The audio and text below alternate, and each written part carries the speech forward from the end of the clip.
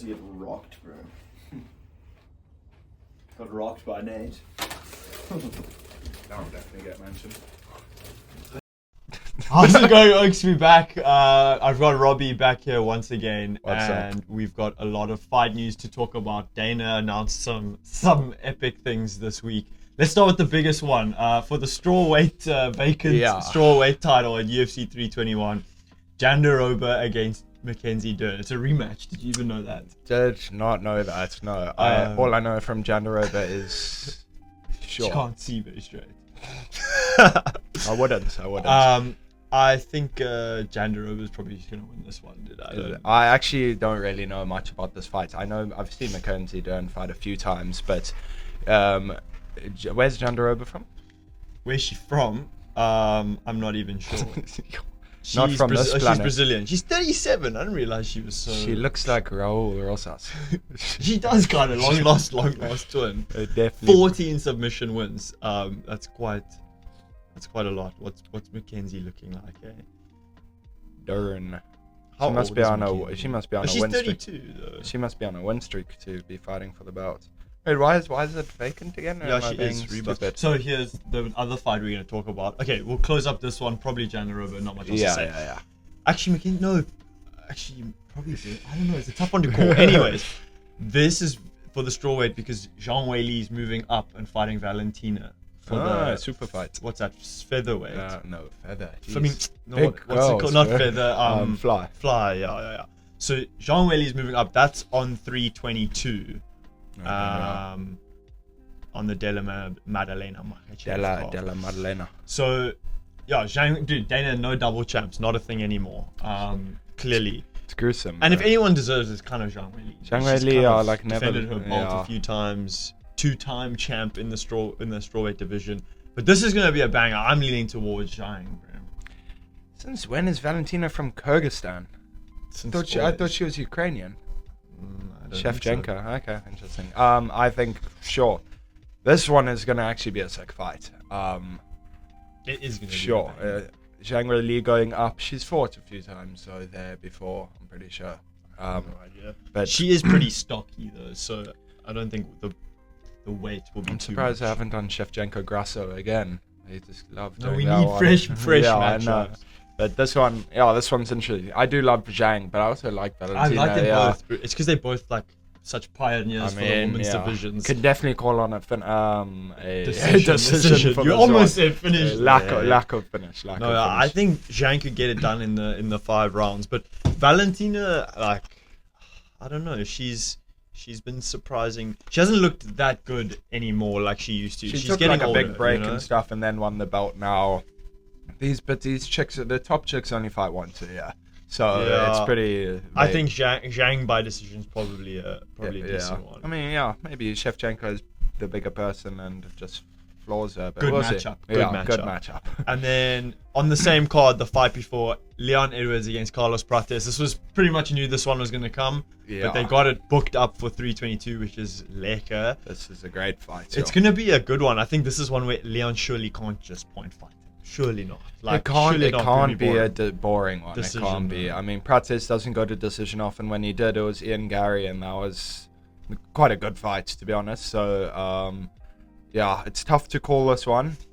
Leon does love a decision, so he could get this like somewhere around there. But Prates, sure, he's so lethal. He did knock out Jeff Neal, which is for the first time. Yeah, so that's yeah. like, okay, maybe Yeah. his power is pretty But different. it's gonna be a sick matchup because Leon is obviously an insanely technical striker, but Carlos Prates has an insane reach and he like can tag people from anywhere. So I'm wondering if this will mix in some wrestling. I was going to ask, you think Leon's going to wrestle a little Yeah. bit? There's a space for him to clinch a little bit, try maybe get a takedown. Prates could try and wrestle or whatever, but Leon is really good takedown defense. So I think Leon's more likely to mix in the wrestling than Prates is. Prates is probably just going to look for the left down the pipe like Nate Diaz. yeah, completely. No, he's gonna look for Leon's chin. Got 100% takedown accuracy. That's pretty. Well, takedown average at 0.2. Yeah, He's not going for it often, but when he does, he gets it. he gets. But I mean, it's interesting because obviously if like someone like Kamaru, who was pretty much in his prime when he fought Leon Yeah. that second time, Like, That and wrestling then got wasn't finished. a problem there at all. Yeah, Or in so- both fights, yeah. Like, I mean, in the first one, he kind of outclassed Leon, Yeah, I and mean- then he got, you know, a bit of a Yeah, flip yeah. finish. But, like, Kamaru was finishing Oaks, and he couldn't finish Leon. Yeah. Nate cracked Leon, but Nate's couldn't cracked finish him him. badly, yeah. So, I don't know. I feel like Prates has the power to put him away. I know. His brother always gets finished in PFL. So. Well, I mean, and then does a nice flip Yeah, headshot yeah. as well. But I mean, yeah, I want to lean towards Prates. I do like Prates. Yeah, you want the new age of welterweights to come in, even only a 2-year age difference. But Leon, sick of Leon's Leon's been inactivity. around and it's for long. He doesn't fight. Also, yeah, he complains quite a lot. He whinges and moans quite a little bit. Yeah. Also, I never respect him for losing to Bilal, so that's another thing. Bully B. And then the fight, the main fight of 322, which finally got officially announced. We knew it was coming. Yeah. But JDM against Islam. This is a tough one to call because I instinctively want to lean towards big man and say JDM's got the size advantage here. Yeah. But I still think Islam has a lot of strength, but I'm leaning towards JDM. I will, yeah. JDM is one of my favorite fighters. I always hate myself for picking Bilal over him that one time. I'm sorry, Jack. I'll never do that again. But no, I do love JDM. I always said he will come to the top. But now he's fighting a little bit. I don't know if you saw this one coming. Imagine chasing all the title on your first title defense. It's Islam Makhachev. That is crazy. The old pound for pound number one. It is tough one, but sure. I mean, Del Madalena, he has good takedown defense. Yeah. So if he stops the takedown, it's definitely going to be an interesting fight. I want to see Islam on the feet more anyway. Thing is, I think Islam's striking has has improved so much that he can stand with Jack. But and I think he will to test himself as well. But I think he's going to end up shooting once he feels some of those hands. Because I mean, JDM, you look at all the clips, his combos, body and head and whatever, he mixes it up so well. No, he's got hands. I think he's going to feel some crazy power. And if Bilal, who's supposedly one of the best crotch sniffers out there, couldn't even, take Jack down, it's going to be tough for Islam. It's definitely going to be tough. Well, it's going to... I do like watching Islam fights. Islam fights are always pretty entertaining. But yeah, to see him, he's going to look... I can't wait to see him on the scale. I want to see how big he actually is at 170. That will be interesting. The thing is, the rehydration, Jack will probably come on fight day being quite a bit bigger. I think Jack will be bigger, yeah. I mean, he has to be. Also, that is the one weight class, jump. It's not the normal 10 pounds. It's that 15, extra 15. yeah. So it is that extra 5 It's like makes a 8-7 kgs that they changing. So it's going to be interesting. Islam's going to have it. And the reach for Jack. Yeah, Jack is going to have that. So it's 0.6. I mean, Prates has 0.13 on Leon, so... Yeah, look, the reach, I don't know. I just think the mass of JDM is going to be tough for Islam. He struggled against Volk.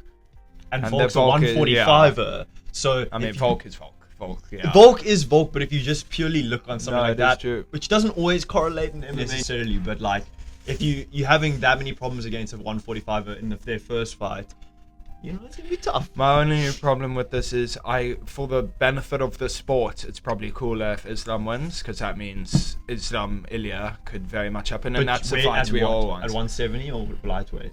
Sure. Surely Topuria can't go up I think, to 170. yeah, but I think Islam is going to be a classic case of what the Daggies like to do. He's not going to move back down. He's going to say, no, brother, if you want to smash him, he can come up to me. But the thing is, Ilya will. And then that's really a super fight. But how can you imagine you have a lightweight champ at welterweight and then you have a featherweight fighting for the... I mean, McGregor did it. That's crazy. McGregor fought a welterweight from feather. Why can't Topuria? I guess that's true. But look, Islam's not going to come back down. They never do. Once Oaks go up, they never go back down. They never want to come back down. So it's too tough. If it happens to Topuria, we'll have to go to welterweight. But I don't think he can beat Islam at welterweight. But who knows? It's Ilya. It's Ilya. At this point, anything's possible. He could book him comes out honestly next. Let's see him put his lights out. Honestly, he could knock almost anyone. He could probably knock out a substantial amount of the welterweights. I think anyone below middleweight, I would back him in a fight. Yeah, I reckon he's actually just too good. I think. Once he gets to middleweight, then it's like Dricker's size, too much for it. Gotta get the Dricker's glaze in somewhere. And then I think the one other fight I saw which was announced was Umar against Bautista. I think that's also a 321, if I'm not mistaken. That is gonna be. I mean, set up to be a snooze fest. It could probably be good. Well, it's interesting because Bautista obviously has decent like wrestling or grappling or whatever, but like someone like Umar dominated everyone except for Merab. So it's like I don't know if this is gonna be any different. It could be a cool fight. I mean, it would be sick if Bautista like flatlined Umar or something. That would be awesome. Both only have 3 losses between them, so it's actually going to be a very high-skilled affair. I think let's just hate Bautista, but now going up against Umar, who they going to back? I mean, yeah, the Bautista, that older fight did him no goods for his career, unfortunately. I don't even think if he flatlines Umar, I don't think he's getting a title shot, really. Umar, I think, is getting one straight after this, so... If he wins, he probably will get a rematch. The Merab one, he's the only one who's actually given Merab something of a challenge, so... Yeah, he's the only one who made it close, actually. I'm hoping, sure. That fight's Corey Merab soon. I can't remember when. And then the other rumor I saw for 323 is Volk against Lerone. That would be, I think that would be fun because we've obviously seen Lerone can KO Oaks now. He silenced a lot of headers. I can't believe he's 36. I know. He's old. He's old, so I had no idea. This could be his one and only shot at the title. He's not getting another if he loses. If he loses, I don't know if he'll have it in him to fight another win and then get back there, but him versus Volk would be interesting, but I think Volk has just a lot more experience to defeat him across 5 rounds. It's weird because where's Zach Evloev at the moment? Mosvar is messing around because he definitely could have been next in line, and he had that fight against Pico booked, and then he pulled out. He pulled out even though he was, I don't know, a lot of people said he was dodging Pico and then Pico got flatlined by Murphy, but in my opinion that's exactly how you should do it. Lerone stepped up 2 week notice, then flatlined him. Stepped. He's down now. Mosvar, He's give him Diego again. Let Diego have him but again. he could get royally fucked now, bro. Because if Diego or Silva make a statement win against one another, they could jump across. If he doesn't fight, if he just sits waiting for a title shot, he's not gonna get it. But who can he even fight like at the moment?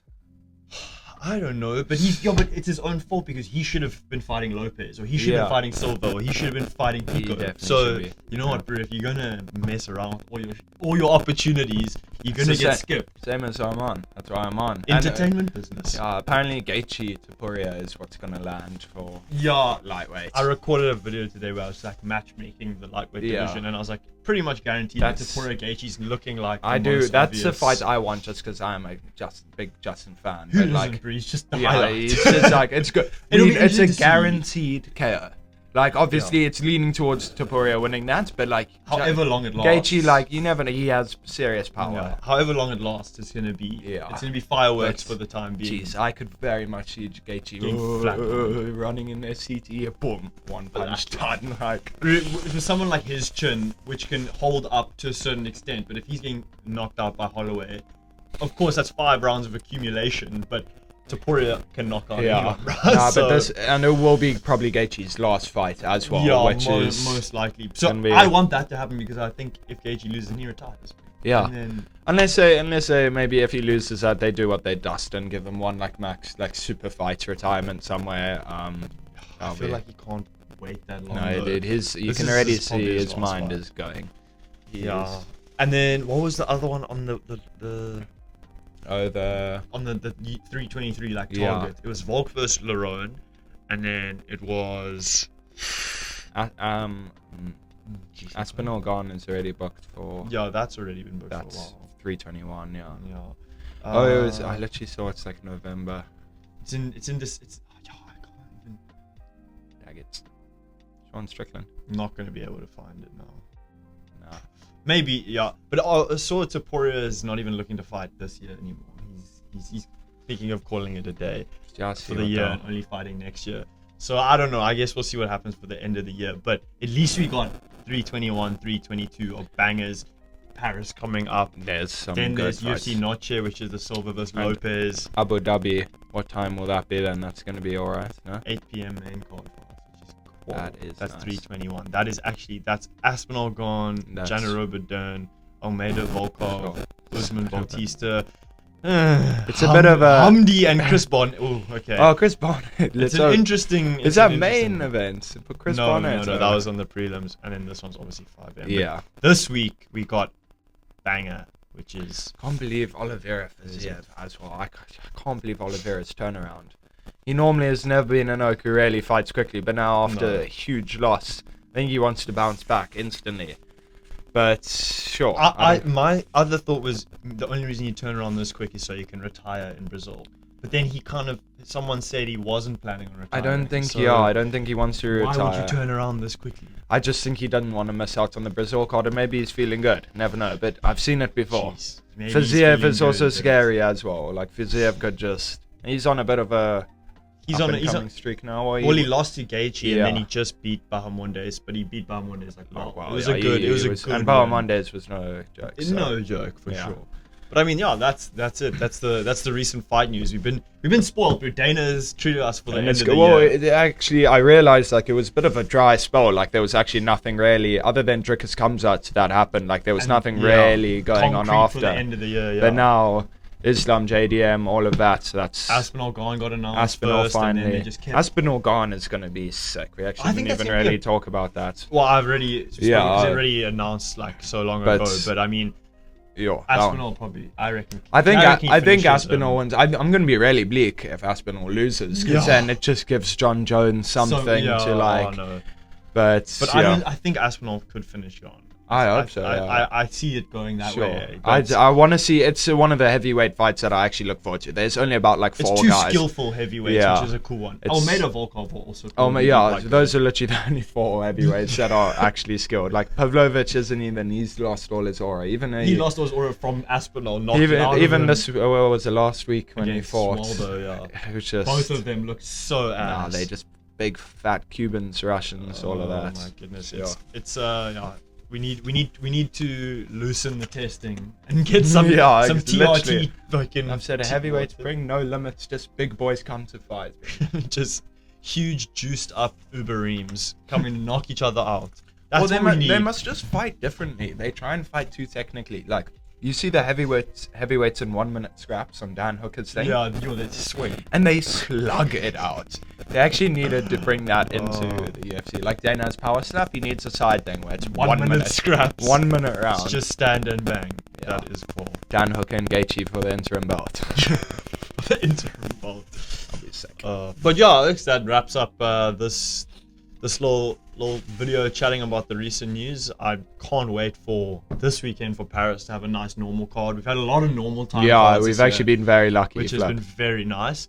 And we hit a great depression of UFC earlier in the year, and then we've come out the other side and it's looking good. Yeah, international break in footy as well, so good. So thank time. UFC's back. Good time for the UFC to return. Yeah, but as always, Oaks, thanks so much for watching. I've been Tom. Robbie. And we'll see you in the next one. All right, cheers.